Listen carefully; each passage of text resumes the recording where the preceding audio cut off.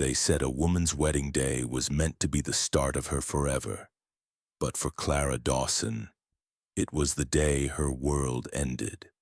The church bells of Cedar Ridge rang louder than ever that afternoon, echoing across the quiet Wyoming valley like a cruel joke. Inside the white clapboard chapel, every pew was filled. Friends, neighbors, and half the town had gathered to see the match everyone whispered about: the banker's son, Preston Cole, and the blacksmith's daughter, Clara Dawson. A story of love that had defied class, status, and expectation. Until it didn't. The scent of lilacs and fresh-cut pine filled the air. The sunlight through the stained glass window painted her white gown in shades of rose and gold. Clara stood before the altar, her hands trembling slightly, but her heart steady. She could feel the lace of her mother's veil brushing against her cheek, and somewhere in the back row, the blacksmith himself, her father, held his breath with pride. The pastor's voice droned softly. "If anyone here has reason why these two should not be joined in holy matrimony, speak now or—" A murmur swept through the room. The groom, her Preston, wasn't looking at her anymore. His jaw tightened, and his hand slipped from hers. A heartbeat later, he turned on his heel. At first, everyone thought he'd merely stepped back from nerves. Then the sound of his boots echoed down the aisle, one slow step, then another, until the church doors burst open and sunlight spilled around his retreating frame. The gasps came like gunfire. "Preston!" someone shouted, but he never looked back. For a moment, Clara couldn't breathe. The silence roared in her ears louder than any storm. Her bouquet slipped from her hands and hit the floor with a dull thud. Lilacs scattered across the worn church planks like pieces of her heart. Then came the whispers. "Did you hear?" Left her standing there. Poor thing, right in front of everyone. The pity in their eyes was worse than the shame itself. Her father rose, his face pale with rage and humiliation, but Clara raised a hand, stopping him. Somehow, even through the spinning of her world, she found the strength to walk herself out of that chapel. Each step was deliberate, each breath a fight against the sob clawing at her throat.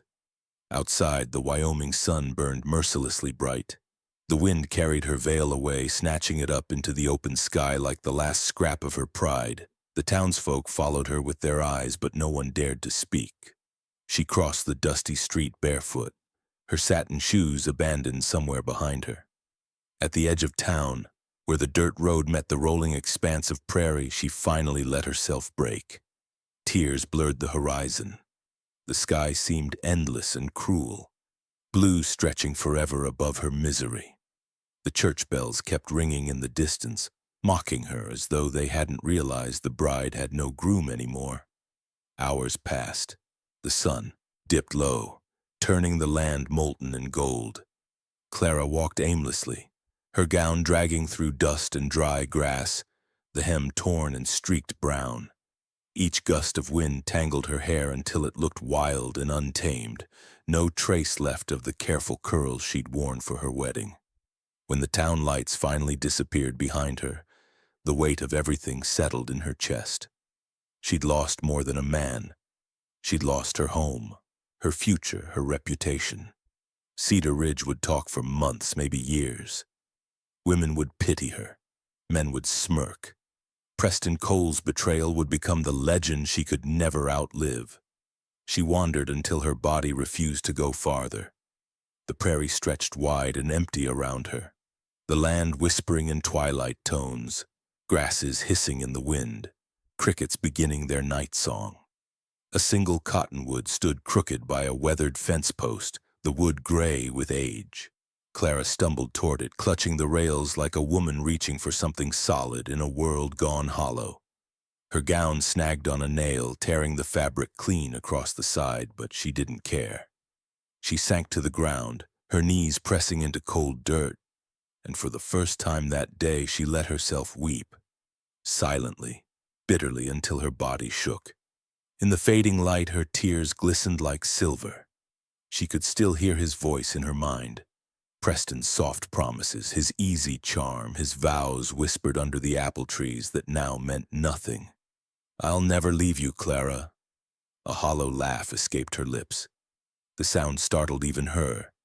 She tilted her head toward the sky, streaked now in violet and crimson, and whispered a prayer that was half anger, half surrender. "Lord, if this is all you've got for me, then I'm done." A coyote howled somewhere in the distance, its cry lonely and long. The sound echoed her own heart's wail. She closed her eyes and leaned against the fence, too tired to move, too broken to hope. The wind shifted then, soft at first, carrying the scent of rain and distant smoke. The prairie grass swayed in waves, a whispering rhythm that didn't belong to silence. Clara blinked through her tears, squinting toward the horizon where the last light bled out. A figure was moving there. For a moment she thought it a trick of exhaustion. But no, the shadow grew larger, darker, moving with purpose. A horse, black as midnight, cut across the plain. The rider sat tall in the saddle, the brim of his hat low over his face. The rhythmic thud of hooves reached her like a heartbeat, drawing closer. Clara pushed herself to her feet, her torn gown fluttering around her legs. She wanted to run, but her limbs wouldn't obey. The horse slowed as it neared, the animal's breath misting in the cooling air. The rider reined in sharply, his silhouette framed by the dying sun. Dust swirled around him, turning gold in the light. He didn't speak, just stared down at her. This broken bride in the dirt. For a heartbeat, neither moved. The only sound was the wind and the restless snort of the stallion. Clara lifted her chin, defiant even in ruin. "You've got no reason to stop here, mister," she said hoarsely. The man didn't answer. He simply tipped his hat back, revealing eyes the color of storm clouds and a face carved with solitude. He studied her like a man who recognized pain, not as weakness, but as something he'd worn himself. The church bells were long gone now. The prairie was quiet except for them. One woman with nothing left and one stranger who'd stopped when no one else dared. Who was the lone rider who'd found her at the edge of nowhere? And why did his gaze carry both warning and salvation? Sometimes salvation rides out of the dust looking like danger, and sometimes danger wears the face of a savior. The black stallion stood like a shadow cut from the dying light, its nostrils flaring as it caught the scent of something human and broken on the wind. The rider dismounted in one smooth motion, boots hitting the dirt with a thud that echoed across the still prairie. Clara Dawson squinted against the glare, one hand raised as if to block not the sun, but the truth that a stranger had found her in her ruin. He moved closer, slow and deliberate, his hat brim dipping low, hiding everything but a jaw roughened with dust and days of silence. A rifle was slung across his saddle, and the glint of a badge half tucked beneath his vest caught the last shred of daylight before it disappeared into dusk. "You lost?" he asked, his voice steady, the kind that didn't need to raise itself to be obeyed. Clara straightened, though her knees trembled beneath the torn gown. "No, sir, just choosing where to stop."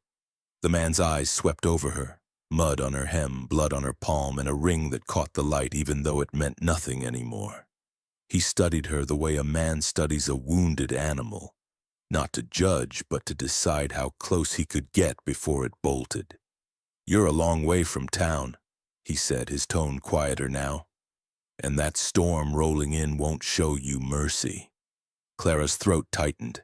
Behind him, the horizon had gone slate gray, clouds curling low and heavy. "I don't need mercy," she muttered. "Just space to be left alone."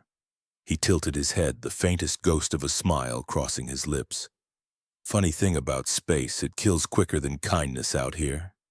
Silence settled between them, the kind that hummed with something unspoken.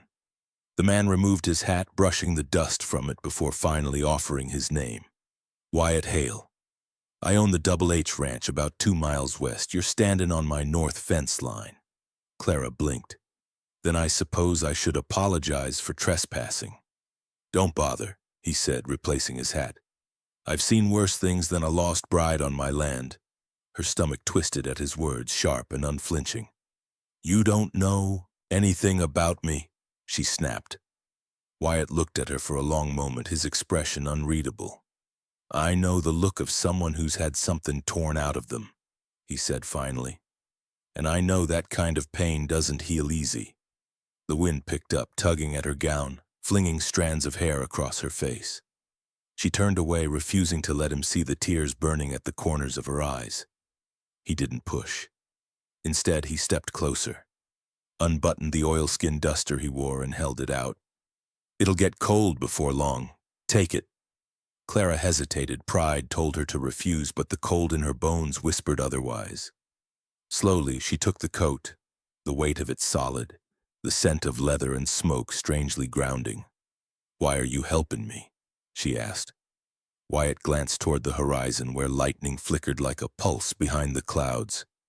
"Maybe because you look like someone who could still stand if given a place to." He walked back to his horse, adjusting the saddle straps, his movements unhurried.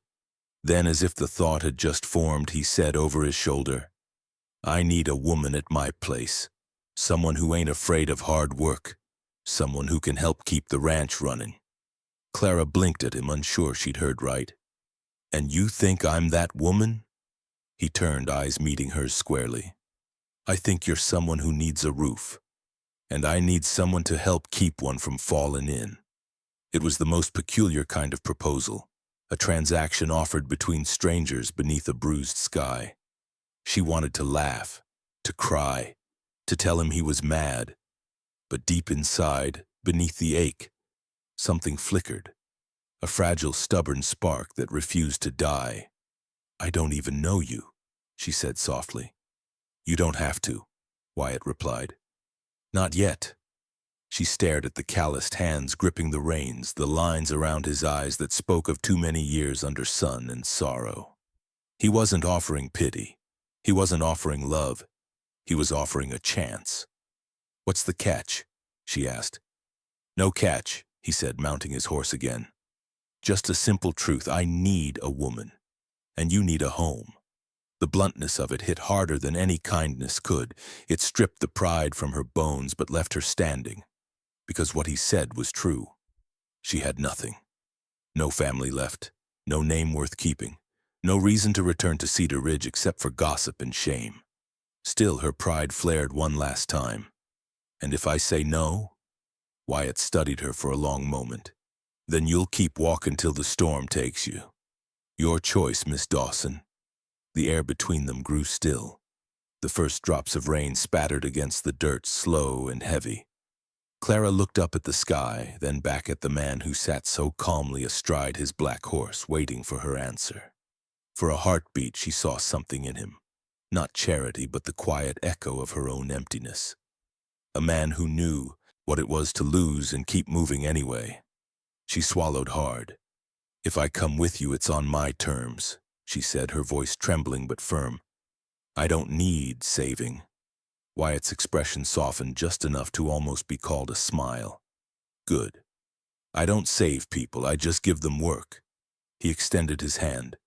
She stared at it, the rain now cold against her face, and for a long second she hesitated. Then she took it. His grip was strong, steady, not possessive, but grounding. The moment their hands met, the thunder cracked overhead, splitting the sky wide open. Wyatt helped her onto the stallion, settling her behind him. She could feel the heat of his back through the coat, the slow rhythm of his breathing. The black stallion snorted, impatient, eager to outrun the coming storm. As they rode into the gathering rain, Clara looked back once toward the fading horizon. The path she'd walked from town now swallowed by darkness. Ahead, the open plains stretched endless and unknown. She didn't know if she was headed toward redemption or ruin, only that she was moving again. And somehow that felt like the first mercy she'd been given in a long time. As lightning forked across the sky, Clara gripped Wyatt's coat tighter and wondered, had she just found her salvation or the beginning of a heartbreak even worse than the one she'd fled? It wasn't love that took Clara Dawson to the altar a second time. It was hunger, shame, and the faint hope that maybe survival could feel a little like peace. The morning after the storm, the Wyoming sky stretched wide and clean again, as if the night had never happened. The black stallion carried them along the road into Cedar Ridge. its hooves striking against the damp earth in a slow, rhythmic beat. Clara sat behind Wyatt Hale, clutching his coat, her mind numb to everything except the steady warmth radiating from his back. She had never imagined returning to town so soon, much less beside another man. The whispers had already started when they passed the livery stable. Women leaned from doorways, eyes wide with curiosity. Men muttered beneath their hats. They saw a broken bride with a stranger and drew their own conclusions. Cedar Ridge always did. Wyatt ignored them all. His focus was fixed straight ahead, his jaw set like stone. The reins in his gloved hands moved with the ease of someone who didn't answer to gossip. When he finally stopped in front of the courthouse, he turned slightly, meeting Clara's uncertain gaze. "You can still walk away," he said quietly. "No shame in changing your mind." Clara let out a breath that trembled at the edges. "And go where?" He didn't reply, and he didn't have to. They both knew there was nowhere left.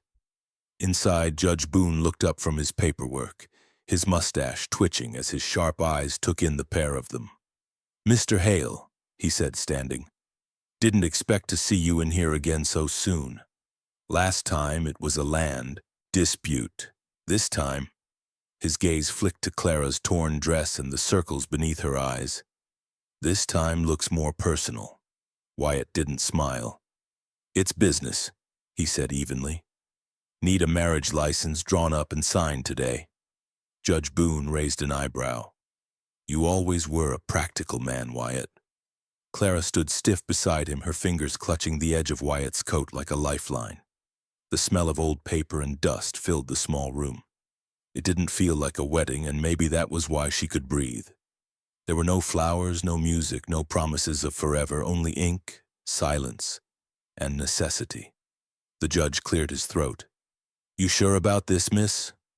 Clara's voice cracked when she answered. "As sure as I can be."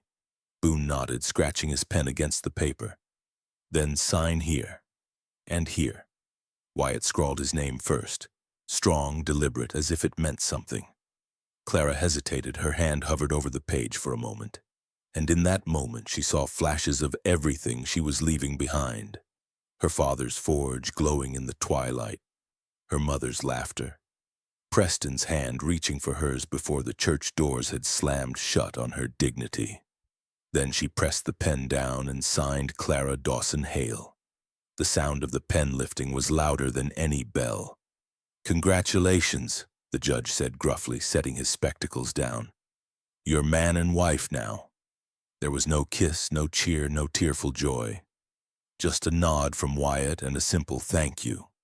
When they stepped back out into the sunlight, the wind carried the smell of sage and wet soil. Wyatt handed her a small gold ring, nothing ornate, just a plain band that caught the light and shimmered faintly against the roughness of her skin. "It's simple," he said, "but it's real." Clara turned it over in her hand before sliding it onto her finger. It didn't feel like love. It felt like an anchor. As they mounted the stallion again, Wyatt spoke without looking at her. "This doesn't have to be more than it is. You'll have a roof, meals, and work to keep you busy. You'll be treated with respect. I won't ask for what you can't give." The words landed like mercy disguised as steel. She nodded, clutching her skirts as the horse began the long climb out of town. The trail wound higher, cutting through sagebrush and sun-bleached rock, the landscape raw and open as her own heart. For a while, neither spoke. The sound of the horse's hooves filled the silence, steady and certain. Clara watched the world stretch before her, rolling hills, distant mountains dusted with snow, and sky so endless it felt like a promise. When they finally reached the ridge, Wyatt slowed the stallion. "That's Hale land down there," he said, pointing toward the valley. 10,000 acres of dust and stubbornness. "It'll work you hard, but it's home." She followed his gaze and saw it. The ranch. House nestled against the creek, smoke curling from the chimney, a barn standing proud beside weathered corrals. For the first time since her world had collapsed, Clara felt something stir inside her. Not joy, not even hope. Just curiosity. Who built it? she asked quietly. My father, Wyatt replied, and his father before him. I just keep it standing. She glanced at him, noticing the faint weariness behind his calm. You live there alone? Mostly, he said, tightening his grip on the reins. Got a foreman, Mateo Alvarez, and his wife, Rosa. They handle most of what needs doing. The rest's been quiet. The pause that followed was heavy, full of something unsaid. Clara sensed it, the weight of another presence in that house, the kind that lingers even when the person is gone. She didn't ask. Not yet. By the time they reached the ranch gate, the sun had dipped low, staining the land in copper and shadow. Wyatt dismounted first, then turned to help her down. His hands were warm, steady, and when their eyes met, something flickered between them. An understanding that neither wanted but both needed. Welcome home, he said simply. Clara looked at the house again, the shutters creaking softly in the wind, the porch steps worn smooth by years of footsteps that no longer echoed. Home. The word tasted foreign on her tongue, but she wanted to believe it. Inside, the air smelled faintly of cedar and something older. Memory, maybe. Dust motes floated in the golden light slanting through the windows. A faded portrait hung above the fireplace, its subject, a woman with delicate features and haunting eyes, watching from another lifetime. Wyatt's voice broke the silence. That was Evelyn, he said quietly. My wife. She's been gone 5 years now. Clara didn't reply. The ache in his tone said enough. She glanced at the ring on her finger and wondered what ghosts she'd just married into. Wyatt cleared his throat and set his hat on the table. You can take the east room. Rose'll get you settled in the morning. Supper's at 6 sharp. She nodded, her voice caught somewhere between gratitude and fear. That night, Clara lay awake in the narrow bed, the wind whispering against the window pane. The gold band on her hand gleamed faintly in the lamplight, a reminder that her survival now rested in the hands of a man who carried grief like armor.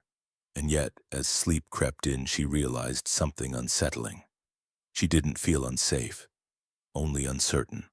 As the old house groaned in the night, Clara couldn't shake the feeling that she wasn't just sharing a roof with Wyatt Hale, but stepping into a story that hadn't finished haunting him yet.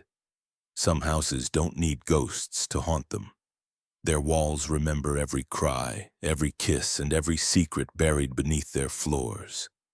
The sun hung low over the valley when Clara Dawson Hale first stood before the house that was now hers, if only by name. The Hale Ranch rose from the earth like something carved out of memory itself. Tall wooden beams weathered by time, windows that caught the dying light and threw it back with a melancholy glow, and a front porch that creaked softly in the wind, like it had something left to say. The air smelled of pine, smoke, and a sadness too old to name. Wyatt dismounted his black stallion and glanced up at the place with the wary affection of a man who had built his whole life around keeping something from falling apart. It ain't much, he said, though the house was larger than any Clara had ever seen. But it's what's left. Clara didn't answer. Her hand trailed along the porch railing, the wood cool beneath her fingertips. Every board, every nail seemed to whisper fragments of the woman who had come before her. Evelyn Hale, Wyatt's first wife. Even the name seemed to echo softly inside these walls. Inside, the air was still and heavy. Dust motes swirled in slanted light. The parlor smelled faintly of lavender and old wood smoke. The furniture was neatly kept, but everything felt untouched, like a museum to a life paused mid-breath. Wyatt set his hat on a hook near the door. You'll get used to the quiet, he said, his tone too flat to believe. Clara stepped farther in, her eyes adjusting to the dimness. On the mantel stood a small porcelain vase filled with brittle, colorless flowers. The edges of the curtains were yellowed from the sun, and the rug beneath her boots had long since lost its color. How long has it been like this? She asked softly. Wyatt's voice came from behind her. Since the day she passed. Clara turned, finding his gaze fixed not on her but on the space beyond, the shadowed hallway where light failed to reach. You kept everything just the same? He nodded once. Didn't see much sense in changing it. I wasn't here enough to notice. There was pain in that answer, but also something else, a loyalty that went beyond reason. Clara felt a chill that wasn't from the draft. The house didn't just mourn Evelyn, it clung to her. I could clean, Clara offered, trying to fill the silence. Air things out, open windows, let some life in. Wyatt's eyes flickered toward her, wary, then softened. You can do as you please, Mrs. Hale. It's your home now. The way he said Mrs. Hale made her stomach twist. The name didn't belong to her yet, not truly. She spent the afternoon exploring, each room revealing a little more of the woman who came before. Evelyn's sewing basket sat open on the dresser, thread still wrapped around the needles as if she might return any moment. A half-finished quilt lay folded across a rocking chair, the edges worn by hands long gone. In the bedroom, a perfume bottle stood uncapped beside the mirror, its scent faded but still clinging faintly to the air. Clara touched the dresser surface and whispered, I'm not here to take your place. Her reflection stared back. Tired eyes, wind-tangled hair, a wedding band that didn't yet mean belonging. Downstairs, Wyatt's voice carried from the porch. Mateo'll be by in the morning, Rosa too. They'll show you how things run around here. She joined him outside, the twilight painting the fields in gold. I can learn, she said. I know, Wyatt replied, watching the horizon. You wouldn't have made it out of that prairie alive if you weren't strong. His words struck something deep inside her. For the first time, he wasn't talking to the broken bride everyone else saw. He was talking to the woman she could still become. That evening, Clara busied herself in the kitchen. It was a large, sturdy room with a wide hearth and iron pots that hadn't been used in years. The pantry shelves were lined with preserves from long ago. Labels faded, but the scent of fruit still sweet in the jars. She tied her hair back, rolled up her sleeves, and began to cook. The motions came awkwardly at first, but soon her hands found a rhythm. The stew simmered slowly, filling the house with warmth and spice. For a brief moment it felt alive again, the air stirred by something other than regret. She set the table for two, lighting a single lamp and laying out the old silver she'd found in a drawer. When Wyatt came in, the surprise on his face was unguarded. Didn't expect supper. Then it'll taste better, she said, her tone light but careful. He sat down without argument. The first few bites passed in silence. Then Wyatt leaned back slightly, studying her in the lamplight. You remind me? He stopped, catching himself. Of her? Clara finished quietly. Wyatt hesitated, his fork resting halfway to his plate. Not exactly. She was soft-spoken. You're quieter, but not in the same way.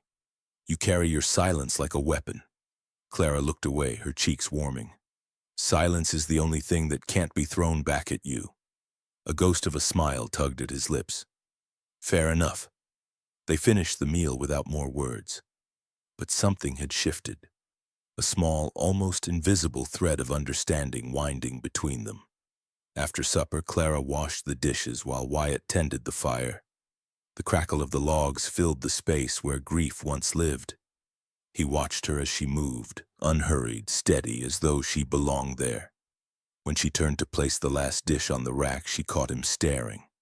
His expression wasn't admiration exactly. It was something softer, heavier, like recognition. What? She asked, her voice barely above a whisper. He blinked, clearing his throat. Nothing. You just... He stopped again, shaking his head. You sound different when you speak. It's strange. Strange how? Wyatt's gaze lingered on her face, thoughtful and distant all at once. Like I've heard your voice before. In another time. The words sent a chill crawling up her spine. She forced a small smile, trying to break the tension. Maybe I remind you of someone you used to know. Maybe, he said quietly, staring into the fire. The flames reflected in his eyes, flickering between shadow and light. For the first time, Clara wondered what kind of man carried so much sorrow and still stood tall beneath it. That night, when she climbed the stairs to her room, the house felt different. Not lighter, but awake. Floorboards creaked softly beneath her steps. the way a body might shift after a long sleep. Somewhere deep in the rafters, a draft whispered through the walls, carrying a sound like a sigh. Clara paused at her doorway and looked back down the hall. She couldn't tell if the house was welcoming her or warning her. As she closed her door, she caught a glimpse of Wyatt still by the fire, staring into the flames as if chasing a memory. And she couldn't shake the feeling that the voice he thought he heard wasn't from this life at all. A woman can escape heartbreak, but the land has its own way of testing who belongs and who's just passing through. And the Hale Ranch never welcomed strangers easily. The first light of dawn spilled across the valley like a slow-moving river of gold. Clara Dawson Hale stood on the porch wrapped in Wyatt's old coat, watching the mist rise from the pastures. The ranch stretched before her in endless shades of green and brown, the fences running straight and proud against the hills. It was beautiful, but it felt foreign, like a world that breathed on its own and didn't care whether she fit into it or not. She wasn't used to silence that heavy. Back in Cedar Ridge, mornings had always come with church bells, wagon wheels, and the chatter of townsfolk.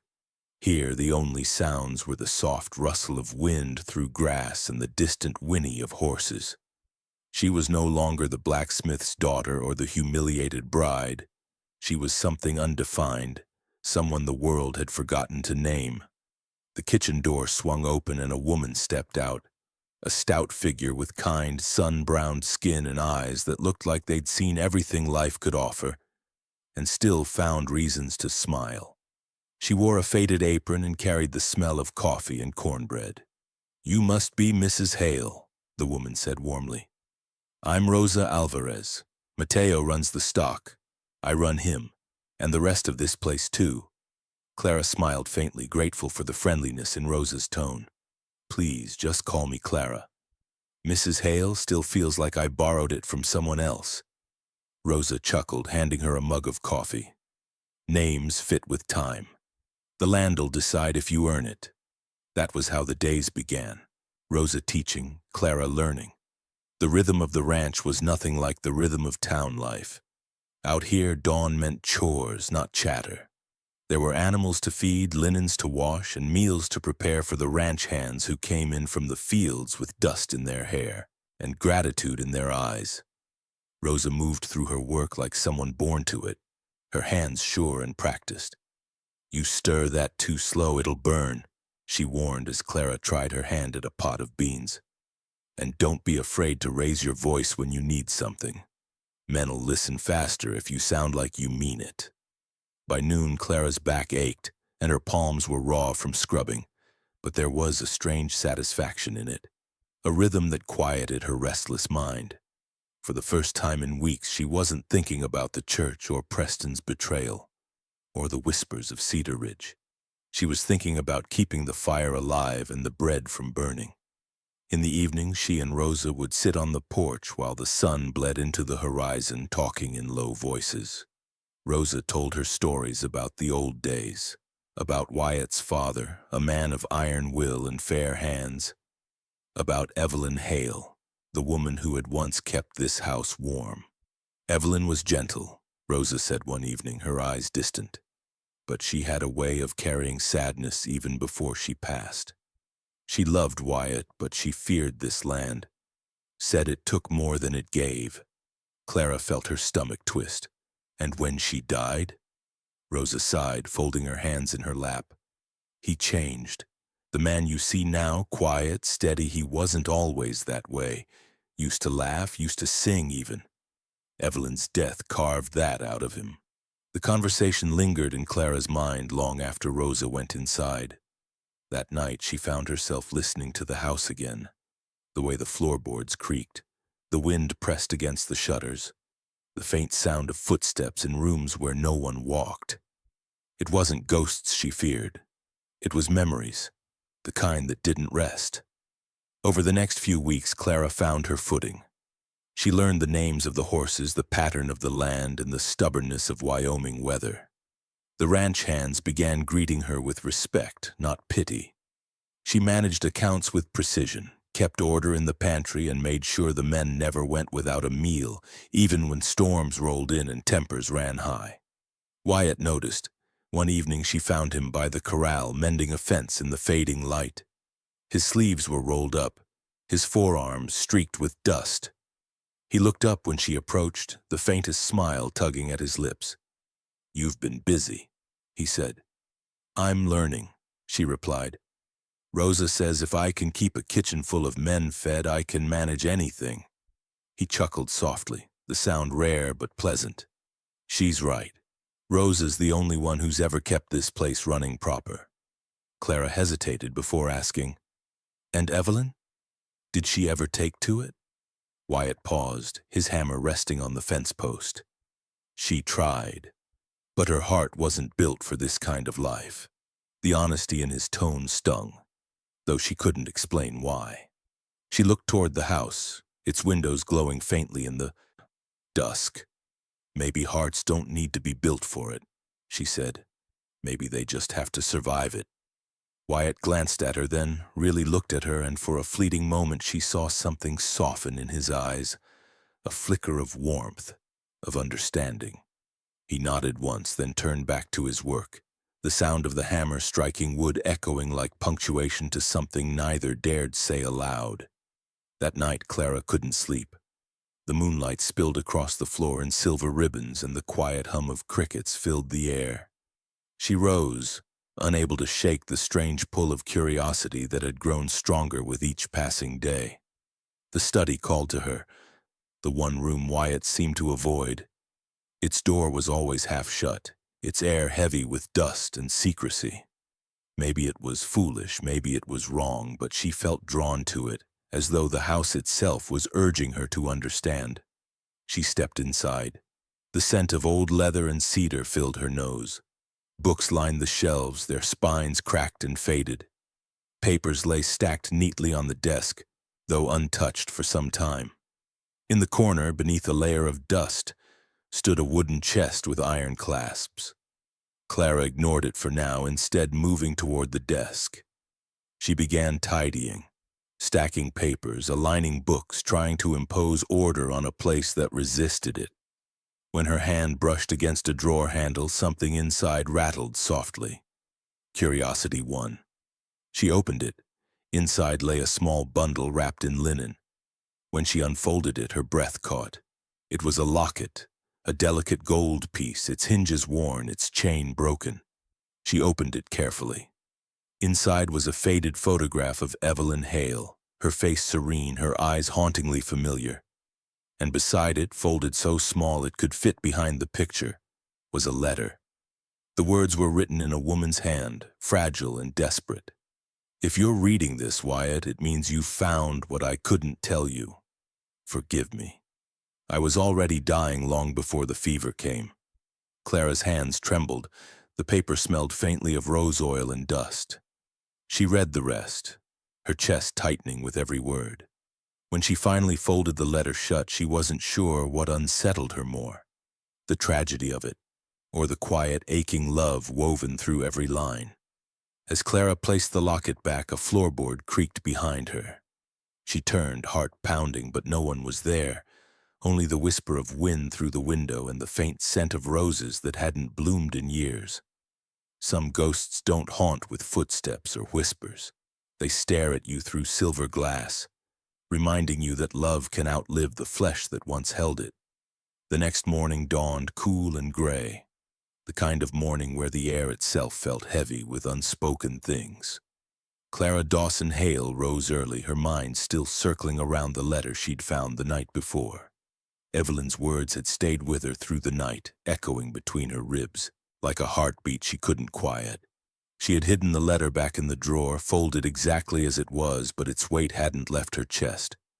The house seemed different now, less like a stranger and more like a body holding a wound. Every hallway, every creak in the floor carried a memory of the woman who had lived and died here before her.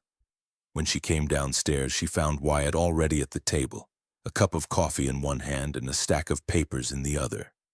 His expression was drawn tight, shadows beneath his eyes that spoke of a long, sleepless night. "You're up early?" she said quietly. Didn't sleep, he replied without looking up. North heard short again. That's the third time this month. Clara poured herself coffee, the bitter scent filling the silence. Rustlers? Maybe, Wyatt said. Mateo's checking the fence lines, but they're good men. Wouldn't miss that many head unless someone's driving them off. Clara studied him over the rim of her cup. He looked different in the morning light, harder, older, like the land itself had carved its mark into him. Yet there was something in his stillness that drew her in, the quiet steadiness of a man who'd learned to live with loss and not let it break him. After breakfast, she found herself drifting toward the study again. It wasn't curiosity this time. It was need. The house felt restless, the silence too thick. She wanted to understand what kind of love Evelyn Hale had left behind, the kind that could hollow a man and still keep him standing. Sunlight filtered through the window, catching on a frame that leaned crookedly against a stack of ledgers on the desk. Clara picked it up carefully, brushing away the thin layer of dust that had gathered on its glass.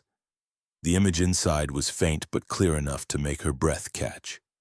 Evelyn Hale stared back at her from another lifetime. Delicate features framed by loose curls, eyes that held both sorrow and grace. The daguerreotype was small, no bigger than her palm, but it carried an entire life inside its thin metal plate. Evelyn's expression wasn't joy or sadness. It was something in between, as if she'd known that love could never last long in a place like this. Clara's chest tightened.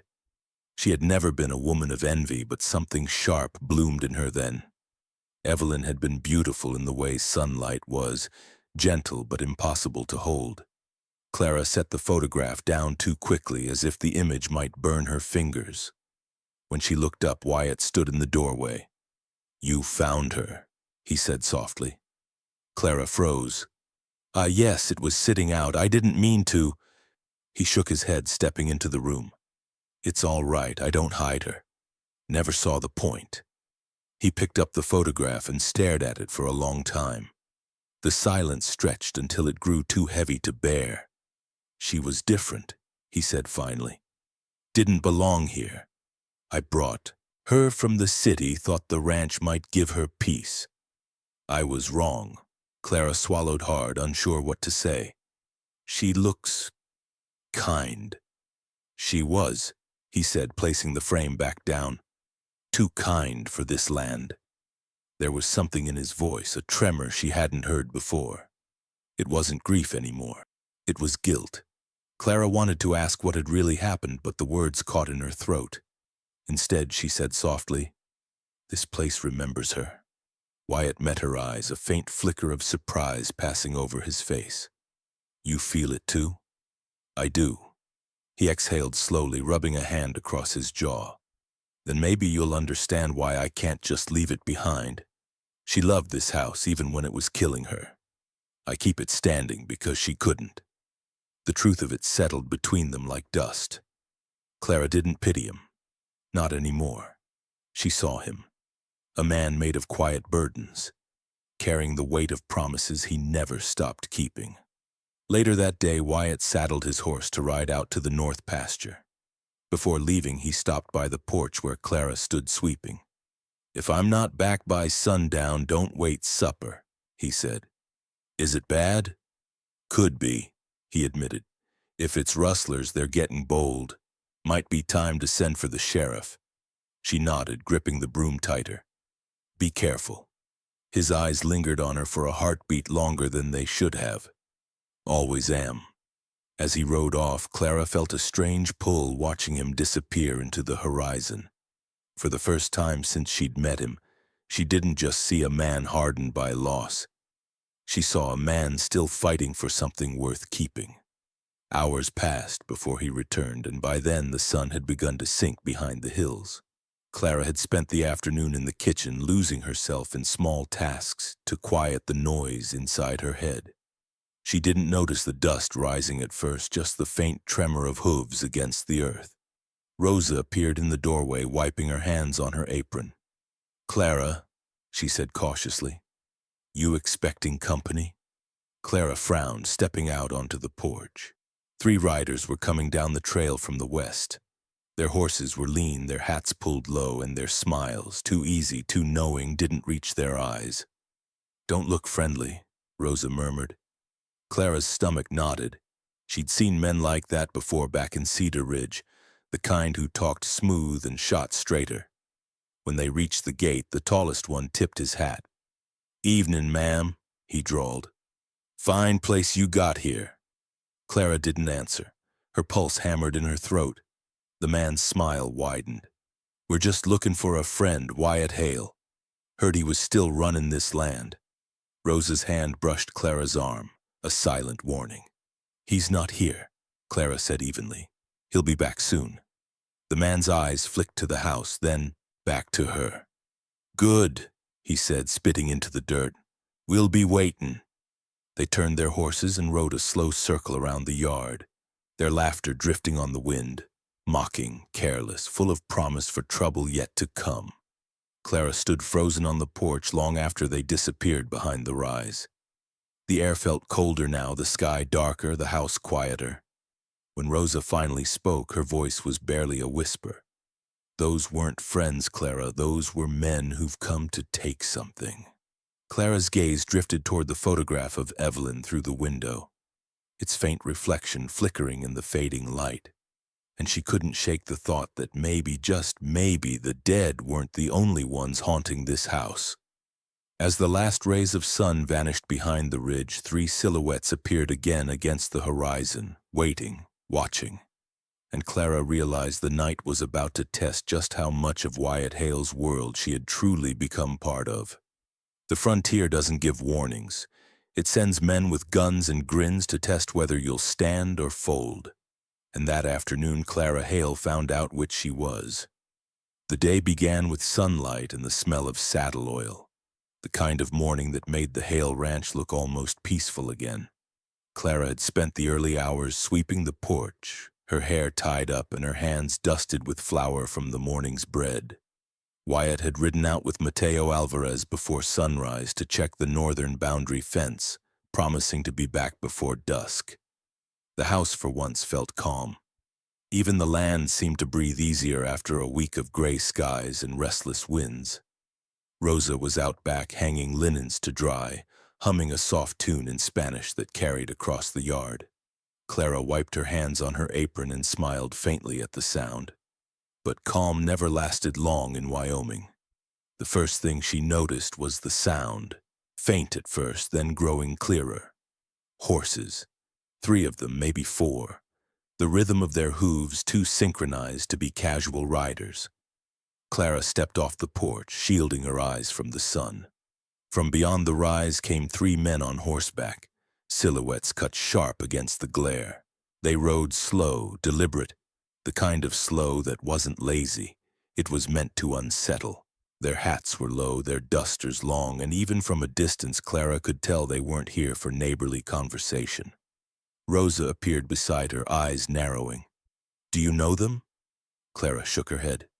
"No, but I saw men like them once, in Cedar Ridge, the kind that don't leave without taking something." The horses stopped just short of the gate. The lead rider, a tall man with sandy hair and eyes that gleamed too bright to trust, tipped his hat with mock politeness. "Afternoon, ma'am. Fine place you got here." Clara crossed her arms. "What do you want?" The man grinned, showing a gold tooth. "Now, that's a mighty direct question. Name's Clay Redden. Me and my boys were riding the north edge, thought we saw some Hale cattle drifting through our line. Figured we'd stop by and clear things up before anyone got confused." Clara felt Rosa tense beside her. She could hear the false friendliness dripping from his every word. The name Clay Redden wasn't one you heard without weight. Rosa had whispered it a few nights ago, talking about the rustlers that had been stealing from ranches across the territory. "Mr. Hale's not home," Clara said, her voice firm despite the tightness in her chest. "You'll have to come back another time." Redden's smile didn't falter, but something cold flickered behind his eyes. "Now, that's a shame. We were hoping to speak with him personal-like. You sure we can't step inside, maybe wait a spell?" She shook her head. No, this is private property. You can do your waiting elsewhere. The two men behind him chuckled low, shifting in their saddles. Redden leaned forward slightly, resting his gloved hand on the pommel. You got grit. I'll give you that. Most women would be too polite to slam the door in a man's face. Clara met his gaze evenly. Maybe that's why I'm still standing. The grin slipped. The air between them grew heavy. One of the men spat into the dirt, the sound sharp as a threat. Rosa whispered, Clara, go inside. But Clara didn't move. If it's cattle you're looking for, I'll tell Wyatt when he returns. You'll get your answer then. For a long moment no one spoke. The prairie wind stilled. Then Redden clicked his tongue and eased his horse back a step. Fair enough, Mrs. Hale. We'll be seeing him soon enough. His smile returned, slow and ugly. You tell your husband we don't take kindly to fences that stretch too far. He turned his horse, the others following, their laughter rolling behind them like thunder across dry land.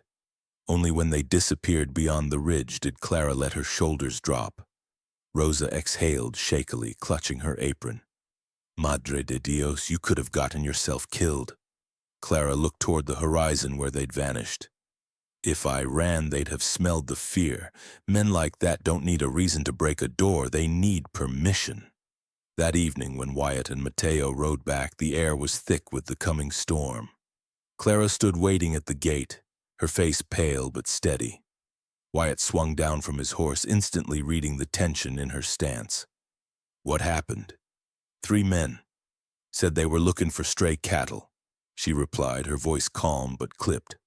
One called himself Clay Redden. Wyatt froze. The name alone carried a weight that made Mateo curse under his breath. They came to the door? Wyatt asked. They stopped at the gate. I sent them away. He studied her face, his jaw tightening. You stood your ground? I did what anyone would do. No, Wyatt said, his voice low. Most wouldn't have. He turned away, pacing a few steps toward the corral, his fists clenched. Redden's been stealing from every ranch north of the river. He's testing us, seeing how close he can ride before I push back. Clara stepped closer, then pushed back. He looked at her, surprised by the fire in her tone. You think it's that simple? I think men like that only understand one kind of answer. For a long moment he said nothing. Then unexpectedly he smiled, a rare, tired kind of smile. You talk like you've been out here your whole life. I've been surviving my whole life, she said quietly. This isn't any different. Something shifted in his expression. Respect, maybe even admiration. You remind me of the man I used to be, he said softly. Before this land took the fight out of me. Clara didn't know what to say to that. His words warmed her and wounded her at once, as if he'd meant it as a compliment, but accidentally compared her to a memory she could never match.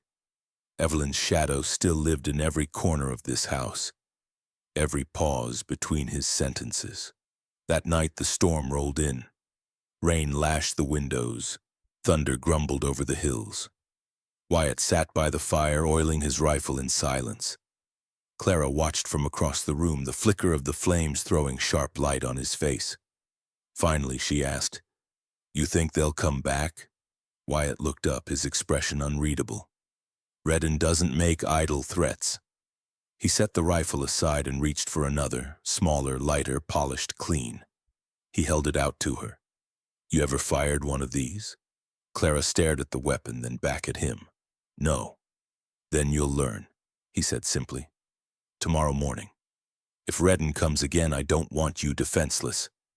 The weight of his words filled the room. Clara took the rifle, the metal cool and solid in her hands.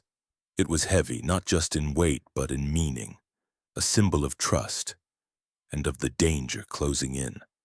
Outside, lightning cracked over the valley, illuminating the world in brief, blinding flashes.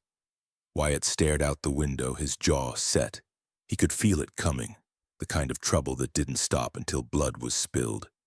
As thunder rolled across the plains, Wyatt whispered almost to himself, They're not done testing us. Clara tightened her grip on the rifle, realizing for the first time that this ranch was no longer just her shelter. It was about to become her battleground. Out here, a steady hand could save your life. But it was trust, not gunpowder, that decided who walked away when the smoke cleared. The dawn broke sharp and cold the next morning, the kind of morning where the air burned your lungs and the world felt carved from steel. Clara Dawson Hale stood at the edge of the corral, shivering slightly under Wyatt's old coat, staring at the rifle in her hands. The wood felt too heavy, too foreign.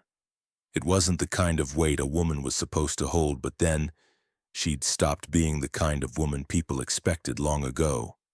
Wyatt stood beside her, the brim of his hat shadowing his face, his voice steady as ever. "Don't grip it like it's gonna bite you. The rifle ain't your enemy, it's just a tool. Same as a shovel or a broom. It only does what you tell it to." Clara exhaled, trying to steady her shaking hands. "And if I tell it wrong, then it'll remind you to listen next time," Wyatt said dryly. The corner of her mouth lifted. Comforting. He stepped closer, guiding her hands. His touch was firm but patient, the heat of his skin bleeding through her gloves. Thumb along the stock, shoulder square, eyes open. You can't flinch at what you're facing. The first shot split the morning silence like thunder. The recoil slammed into her shoulder, jarring her back a step. Wyatt caught her before she stumbled, his hands steadying her by the arms. "Too tight," he murmured. "You're fighting it. Don't. Let it work with you, not against you." Clara gritted her teeth, adjusted her stance, and fired again. This time the shot rang true, the tin can on the fence post spinning off into the dirt. A thrill she didn't expect shot through her chest. "Well, I'll be," Wyatt said, a slow smile breaking through the usual hardness of his features. "First lesson, and you already hit?" "Beginner's luck," she said, lowering the rifle, but her voice carried a hint of pride. "Luck's a fool's excuse for skill," Wyatt replied. "You've got a good eye." They practiced until the sun rose high over the ranch, the air warming, the frost burning off the grass. Between shots there were small moments, shared glances, quiet laughter, the kind that came easy when no one else was watching. It wasn't just shooting lessons, it was something else building between them, something unspoken but real. Over the next week, those early mornings became their ritual. Wyatt would wake her before dawn, the smell of coffee already brewing, and they'd walk out to the pasture with rifles slung over their shoulders. Sometimes they talked about the land, sometimes about nothing at all. Silence between them stopped feeling empty. It started to feel comfortable. Rosa watched from the porch with a knowing smile. "A man don't teach a woman to shoot unless he plans to trust her with his life," she'd said one morning. Clara hadn't answered, but she thought about it all day. By the fourth morning, she could load, aim, and fire faster than she ever thought possible. Her shoulder had bruised from the recoil, but she wore it like a badge of pride. Wyatt didn't coddle her. He taught her like an equal. And that, more than anything, made her feel alive. One morning, as she hit target after target, Wyatt leaned on the fence, arms crossed, watching her. "You ever shot before?" She shook her head. "Only thing I ever fired was a harsh word." He chuckled quietly. "Well, that one seems to hit just as hard." She smirked, lowering the rifle. "You'd know."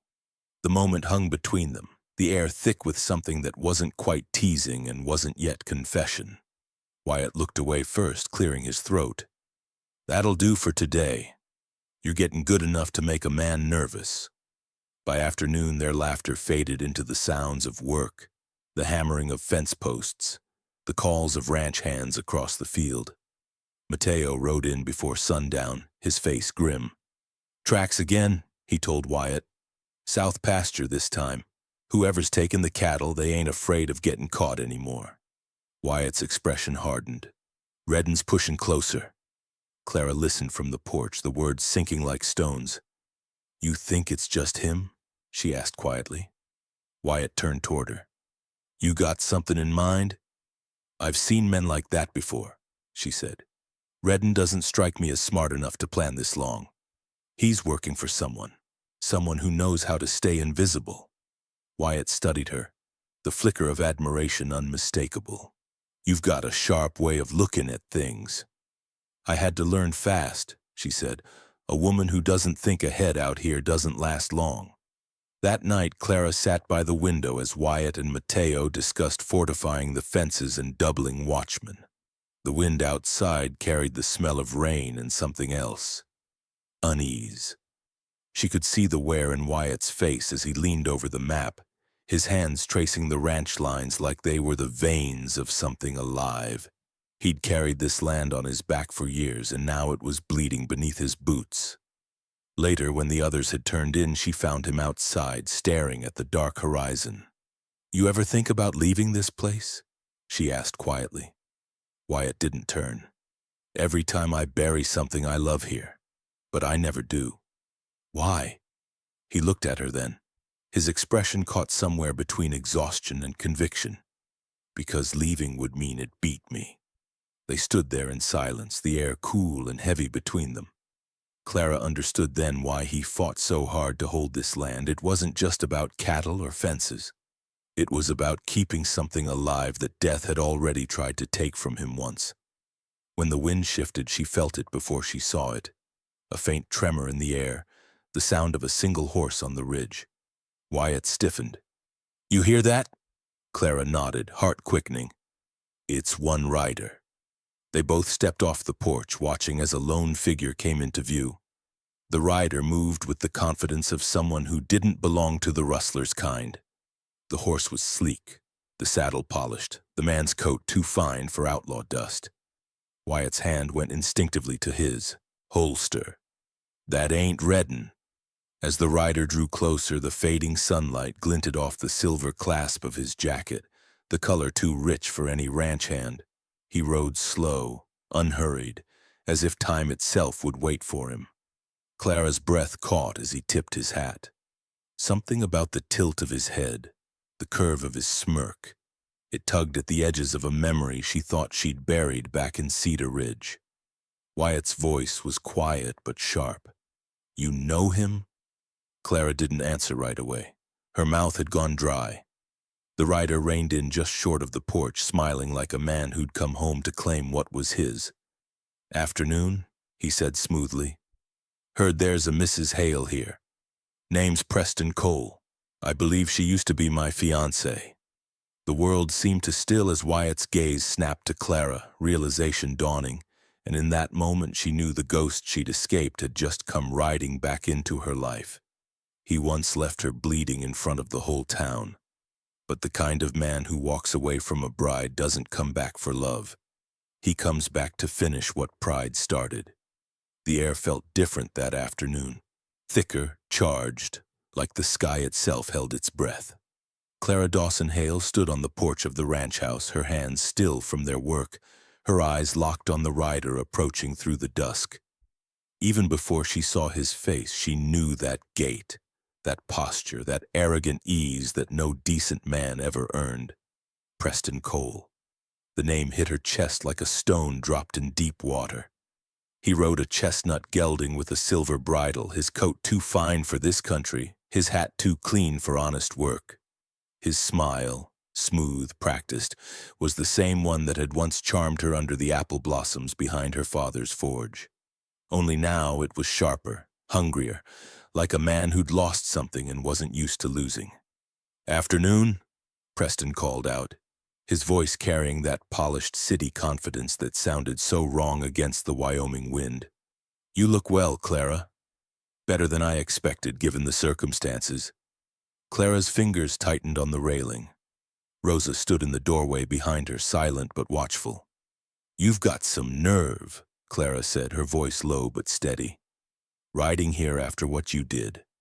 He dismounted slowly, dusting off his coat. "I came to apologize." The words were smooth, but she heard the lie beneath them. Preston Cole didn't apologize, not to anyone. She kept her chin high. "You could have sent a letter." He laughed softly.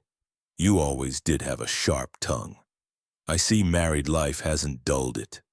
His eyes flicked past her toward the ranch buildings, toward the corrals, the fields, the land stretching farther than sight.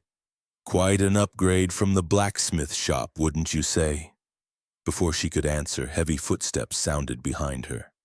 Wyatt Hale stepped out onto the porch, rifle resting casually in his hands. His expression didn't change when he saw the stranger, but the air around him shifted. Calm, cold, and dangerous. "Something I can help you with?" he asked. Preston's smile tightened. "You must be Mr. Hale. I've heard about you. Man who built a fortune out of dust and stubbornness." Wyatt didn't move. "And you're the man who left a bride standing at an altar." For a flicker of a second, Preston's composure cracked, but he caught it fast. "I won't pretend to be proud of it," he said, stepping closer. "But I've come to make things right. Clara and I, we had plans before. Things changed." Wyatt's voice stayed steady. "Those plans died the moment you ran." Preston's gaze slid to Clara. "Is that true? Or is that what he told you to believe?" Clara's pulse thudded in her ears. "You don't get to rewrite what happened, Preston. You humiliated me and left me to rot while you ran off chasing money." He tilted his head, feigning innocence. "I did what I had to do. I was promised an investment opportunity in Denver, one that could have made a future for both of us. But when I returned, I heard you'd already found yourself a husband." "That's convenient," Wyatt muttered. Preston ignored him. "I just want a conversation, 10 minutes, that's all." "Then have it from there," Wyatt said, motioning with the rifle. "You're standing on my land, not your stage." The mask dropped then, the polite charm giving way to something darker, thinner, truer. "You think you can hide her behind your fences, Hale?" Preston said. "You think this little empire makes you untouchable?" Clara stepped forward. "I'm not hiding." Preston looked at her like she was something he could still own, something misplaced rather than lost. "You were mine once," he said softly, and the venom in his tone chilled her more than any storm. "And men like me don't lose what's theirs." Wyatt's jaw tensed. "You lost her the day you left her in that church, Cole. Don't think about taking back what you threw away." Preston's eyes narrowed, the veneer of civility cracking. "You think you know what kind of man I am?" "I know enough," Wyatt said, leveling the rifle just enough to make his point. "Now you're gonna turn around and ride out of here before you make me decide what kind of man I am." For a long, dangerous moment, none of them moved. The wind hissed through the grass, rattling the porch boards. Then Preston smiled again, too calm, too confident for a man staring down a gun. "You're brave, Hale, but bravery's cheap when you don't know who's holding the strings." Wyatt frowned. "Meaning what?" Preston leaned in slightly, lowering his voice. "You think Redden runs his own gang? He doesn't. He takes orders. And the man giving those orders doesn't care about your cattle or your fences. He wants your land. The water, the range, the silver that runs under it." Wyatt's eyes darkened. "You're working with him." Preston smirked. "Call it a business arrangement. Redden takes the cattle, I make sure the right people in Denver don't come sniffing around your deeds. Everyone wins." "Except us," Clara said. Preston's smile thinned. "You could still win, Clara. You think this man can protect you when Redden's crew decides to stop playing games? You'd be safer with me." She laughed, a harsh, bitter sound that startled even herself. "Safer? You left me with nothing but whispers and pity. I'd take a bullet from Wyatt's world before I'd take your kind of safety." Wyatt didn't take his eyes off Preston. "You've said your piece. Now get off my land." Preston hesitated, then climbed back into the saddle. "You're making a mistake," he said. "Redden's coming, and when he does, you won't be able to shoot fast enough to stop what's coming. You should have taken my offer." He turned his horse, glancing back at Clara one last time. "This isn't over." When he rode off, the dust hung in the air long after he was gone. Wyatt lowered the rifle slowly, exhaling through his nose. "He's tied up with Redden. That means they'll come harder next time." Clara's voice was quiet but certain. "Then we'll be ready." He looked at her, surprised by her resolve. "You still thinking like that girl in the white dress?" "No," she said, her gaze steady. "That girl died the day he left. The woman he came looking for today doesn't exist anymore. Wyatt nodded once, and for the first time there was no pity in his eyes, only respect. That night, as the first rumbles of thunder rolled over the valley, Clara stood by the window, watching the storm crawl closer. Lightning flashed over the distant ridge, illuminating the horizon in sharp bursts. Somewhere out there, Preston and Redden were waiting, plotting. Behind her, Wyatt checked the locks and loaded his rifle. The house creaked against the wind as if bracing itself. "Storm's coming," she whispered. Wyatt glanced out the window. "Yeah," he said, his tone grave, "but not the kind that brings rain." The thunder cracked again, louder this time, echoing off the mountains, and Clara realized that the next time that sound rolled through the valley, it wouldn't be from the sky. It would be from guns. It wasn't thunder that shook the Hale ranch that night. It was revenge galloping through the rain, bringing with it every sin the land had tried to bury. The wind screamed across the valley as night fell, bending the trees until they groaned under the weight of the storm. The first drops of rain hit the dirt like bullets, and lightning flashed across the horizon, splitting the sky in jagged white veins. Clara Dawson Hale stood at the window, her reflection pale and ghost-like against the glass, watching the black horizon swell with the coming tempest. She could feel it, not just in the air but in her bones. This wasn't a storm born of clouds and thunder. This was vengeance. Wyatt moved through the house with the calm of a man who'd known too many nights like this. His rifle rested against his shoulder, the chamber freshly cleaned, his jaw tight but steady. Mateo Alvarez stood by the door, reloading a shotgun while Rosa gathered the few children of the ranch hands into the pantry, her voice steady though her hands trembled. "They'll come after dark," Wyatt said, glancing out the window. "Redden never rides before the rain hits, uses the thunder to cover the sound of gunfire." Clara turned toward him. "You're sure it'll be tonight?" Wyatt met her gaze. "I'm sure of the way men like Redden think. He's got Preston feeding him information. He knows we're ready, and he wants to break us before dawn." Clara's stomach tightened at the mention of Preston's name. She could still see his face from that afternoon. Those eyes, once so full of charm, now lit with something feral and wild. Love had curdled into obsession, and obsession had found itself a gun. "Then we don't give him the satisfaction," she said firmly. Wyatt looked at her for a long moment, something fierce and proud in his expression. "You stay with Rosa," he said at last. "If they get through the line, you make sure the women and children stay alive." "I can shoot," she countered. "I know," he said quietly. "But I need you to live." Lightning split the sky again, and the thunder followed so close it rattled the windows. The ranch hands took positions along the fence line, rifles gleaming faintly in the rain. The air smelled of wet earth and gun oil. When the attack came, it came fast. Out of the darkness, hooves thundered against the mud and shouts cut through the storm. Gunfire exploded in bright flashes, sharp, quick, deadly. The sound of splintering wood echoed as bullets slammed into the barn walls. Horses screamed in panic. The night became a chaos of light and shadow. Wyatt shouted orders above the storm, his voice unshaken. "Hold the line! Don't waste your shots!" Mateo fired from the gate, dropping one rider clean from his saddle. Another bullet tore through the air, grazing Wyatt's sleeve. He didn't flinch. Inside the house, Clara grabbed her rifle, heart pounding, and joined Rosa by the door. The children huddled behind the kitchen table, their wide eyes reflecting the flicker of lightning. Clara forced herself to breathe steady, to remember Wyatt's lessons. Shoulder square, thumb along the stock, don't flinch. When the first intruder burst through the side window, Clara didn't hesitate.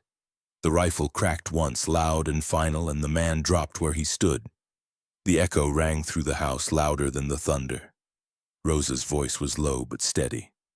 "Again if you must, Nina, don't think. Just protect." The two women fought, like lions. Another man came crashing through the back door, and Rosa swung the poker from the fire straight into his jaw. He fell hard, groaning, and she kicked the rifle from his hand before he could move again. Outside, Wyatt and Mateo held the line through sheets of rain. The yard was a blur of smoke and lightning, gunfire flashing like fireflies in the dark. Redden's men pressed hard, their shapes ghost-like in the storm. One of them tried flanking through the barn, but Wyatt caught him mid-run, his shot clean and merciless. Through the chaos, Redden's voice rose, a cruel, mocking yell from somewhere beyond the fence. "You think you can keep what ain't yours, Hale? This land's gonna bury you, same as your daddy." Wyatt turned toward the sound, his face hard as granite. "You'll have to join him first, Redden."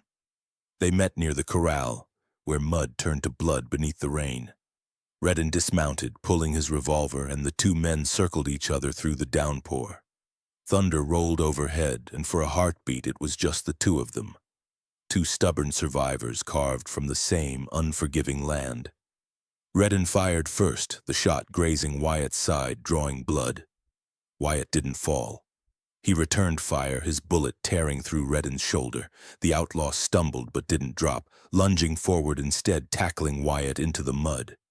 They rolled, fists and fury replacing bullets, the storm turning their fight into something primal and raw. "Should have stayed in town, Hale," Redden snarled, grappling for his knife. Wyatt caught his wrist, twisted hard, and drove a knee into his gut. The knife fell, and Wyatt slammed his fist into Redden's jaw. "You should have stayed dead," he growled. The final shot was point blank.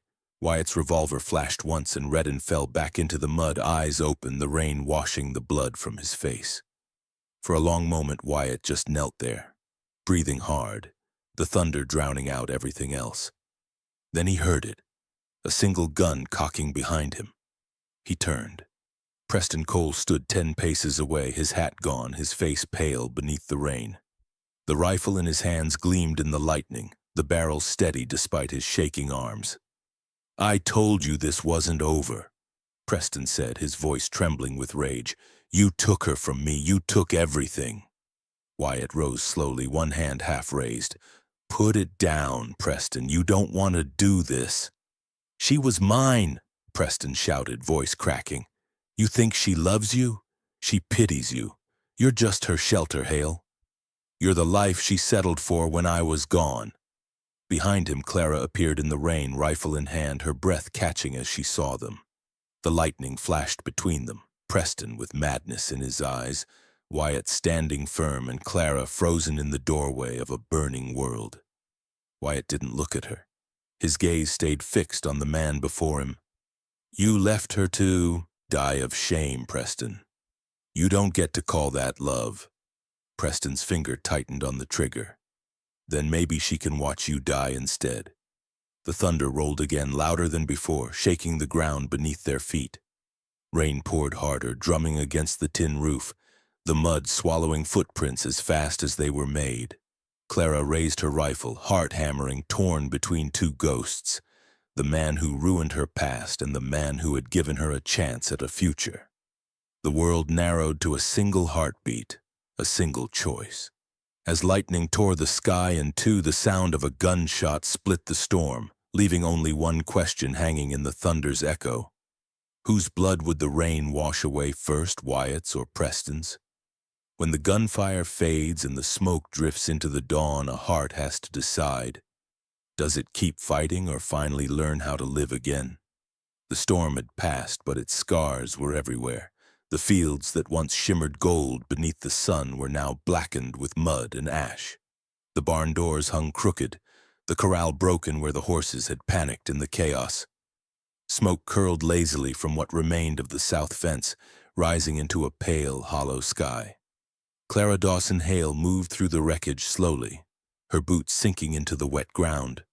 Her hands were blistered, her dress torn at the hem, her hair streaked with dirt. But she was standing, and that was more than she dared to hope for a few hours ago. Behind her, the farmhouse still stood, scarred but alive. Rosa was tending to one of the wounded ranch hands on the porch, murmuring prayers under her breath. Mateo worked beside Wyatt, hauling the last of the broken beams from the yard. The air smelled of gunpowder, smoke, and rain, a scent that would cling to them long after the storm moved on. Wyatt paused, leaning against the fence post, his arm bound where a bullet had grazed him. The exhaustion in his face was deep, but there was something else beneath it. Something softer, almost disbelieving. He caught Clara's gaze across the yard, and in that quiet exchange no words were needed. They'd survived, together. She crossed the distance between them, her boots sloshing through the mud. "It's over," she said, though her voice trembled. Wyatt shook his head. "Not yet." She frowned. "Redden's dead. The others ran." "Yeah," he said, his tone dark. "But the man who started this rode away with a rifle and a grudge." Clara didn't need to ask who he meant. Preston Cole's name didn't have to be spoken. It lingered between them like a bitter wind. She looked out toward the hills where the rain still whispered across the far horizon. "He's a coward," she said quietly. "He'll keep running until there's nowhere left to go." Wyatt's expression hardened. "Maybe. But he won't come back. Not after what he saw." For a moment the silence stretched between them, thick and full of all the things they hadn't said. Then Clara glanced at his bandaged arm. "You should sit before you fall." He chuckled weakly. "You giving orders now?" "Someone has to," she said, managing a faint smile. He obeyed without argument, sinking onto the porch steps. She joined him, the boards creaking beneath their combined weight. The storm clouds had started to break apart, sunlight bleeding through in soft streaks. For the first time in weeks, the air smelled faintly of life again. After a long silence, Wyatt spoke, his voice low. "You did good last night, better than most men I've known." "I wasn't trying to be brave," Clara said, staring at her hands. "I was just tired of being afraid." "That's what bravery is," he said. She looked at him then, and for the first time she saw it clearly. The man beneath all the armor. Not the rancher or the gunman, not the widower haunted by ghosts. Just Wyatt Hale. A man who had lost too much and still kept fighting to protect what little remained. Later that day, while Wyatt and Mateo began repairing the corral, Clara went back into the house to help Rosa clear the debris. In the study, the desk drawers had been flung open, papers scattered like confetti across the floor. She crouched to gather them, her fingers tracing the inked signatures and water-stained pages. One document caught her eye, a ledger marked with Preston Cole's handwriting. It wasn't just business records, it was correspondence. Letters from bankers in Denver detailing payments, land surveys, and shipments sent under false names. Clara read each line, the truth dawning like a blade drawn slow. Preston hadn't just allied himself with Redden for revenge. He'd been working with the Eastern financiers who'd been quietly buying up ranches across Wyoming, men who wanted the Hale land for the minerals rumored to run beneath it. Redden had been their weapon and Wyatt their obstacle. Clara rose, gripping the letters in both hands, her breath coming fast. She ran to the porch where Wyatt was tightening a fence post. "You need to see this." He wiped his hands on his trousers, scanning the papers she handed him. His jaw tightened with every line he read. "Those bastards were trying to steal us out from under our own land." "Preston was the messenger," Clara said. "He promised them your property would be theirs once Redden drove you out. He played both sides for profit." Wyatt's eyes darkened. "He'll answer for it." Clara placed a hand on his arm, her touch gentle. "No. Let the truth be his punishment. We'll send these letters to the marshal in Laramie.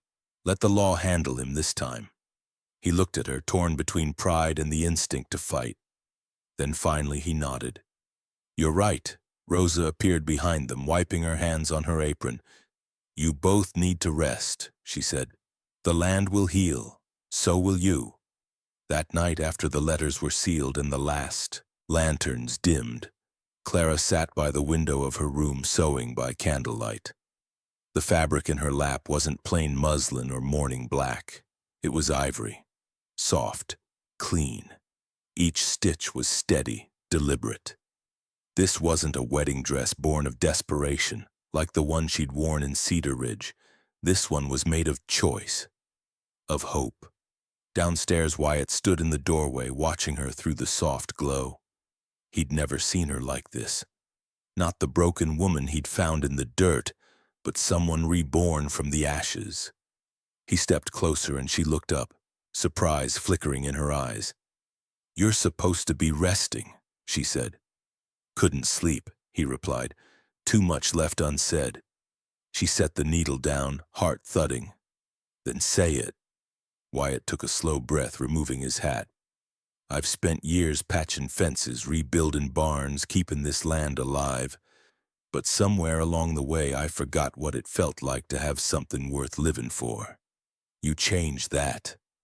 Clara's throat tightened. "Wyatt."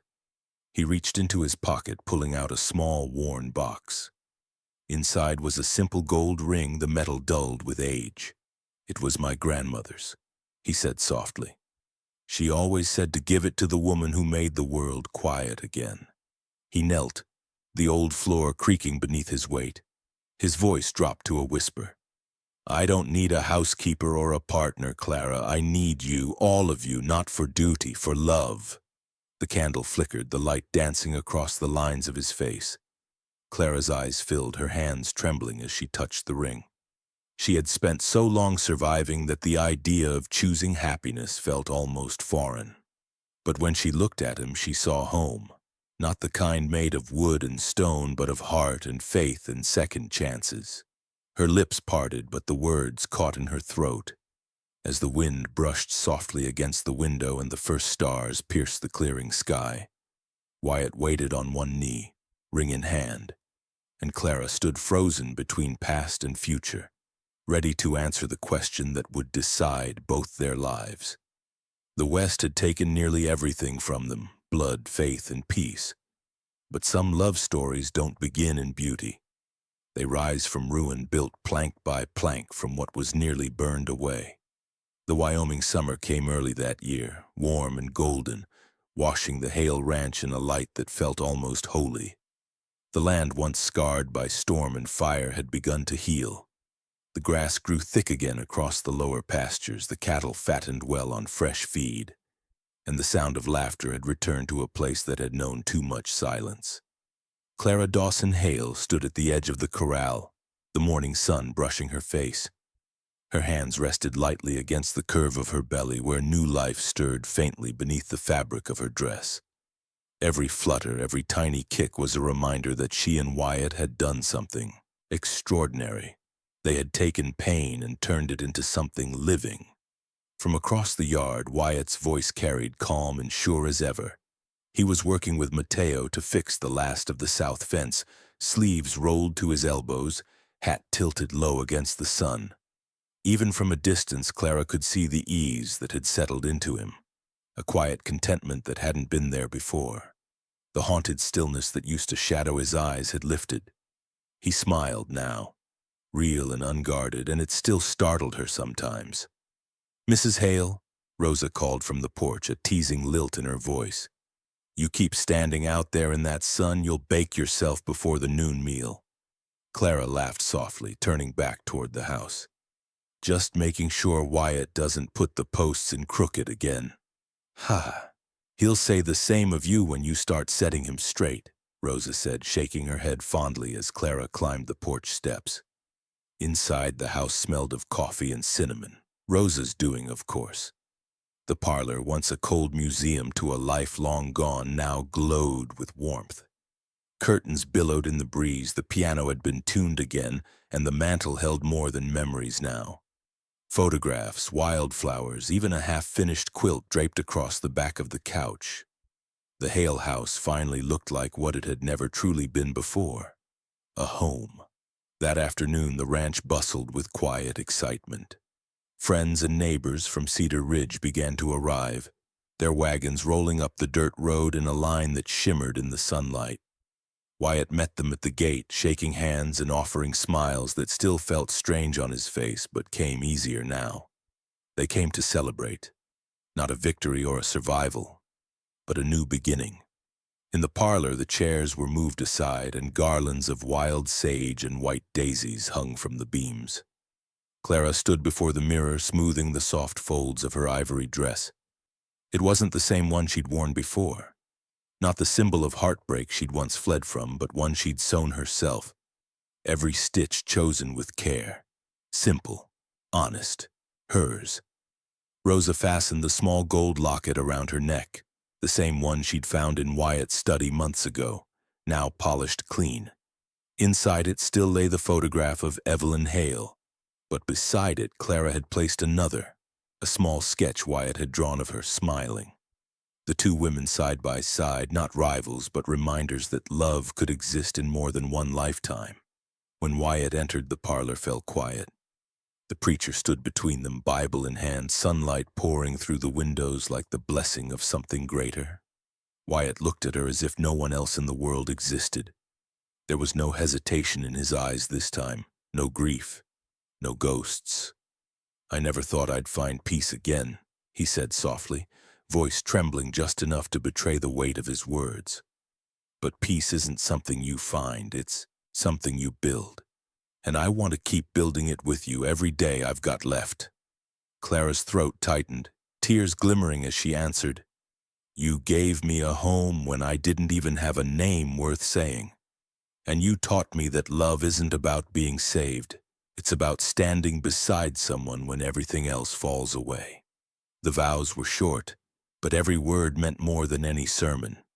When the preacher pronounced them husband and wife, truly this time, the room filled with applause, laughter, and the kind of joy that didn't fade when the noise stopped.